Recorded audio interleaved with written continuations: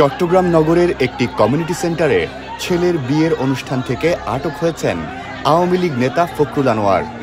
তিনি ফটিকছড়ির সাবেক সংসদ সদস্য প্রয়াত রফিকুল আনোয়ারের ছোট ভাই। শনিবার রাত 11:30টার দিকে নগর পুলিশের উপকমিশনার মোহাম্মদ ফয়সাল আহমেদ আটকের বিষয়টি নিশ্চিত করেছেন।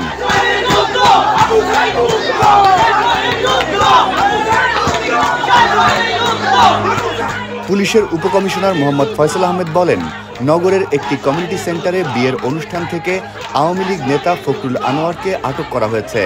তাকে থানায় নেওয়া হয়েছে, তার বিরুদ্ধে মামলা যাচাই বাছাই করা হচ্ছে। এক প্রশ্নের জবাবে তিনি বলেন, আমরা খবর পাওয়ার সাথে সাথেই নজরদারিতে রেখেছিলাম। বৈষম্য বিরোধী ছাত্র আন্দোলনের নেতাকর্মীরাও সেখানে গিয়েছিলেন।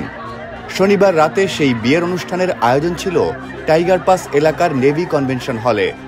অনুষ্ঠানে উপস্থিত ছিলেন বর্তমান চসিক মেয়র ডাক্তার শাহাদাত হোসেনও।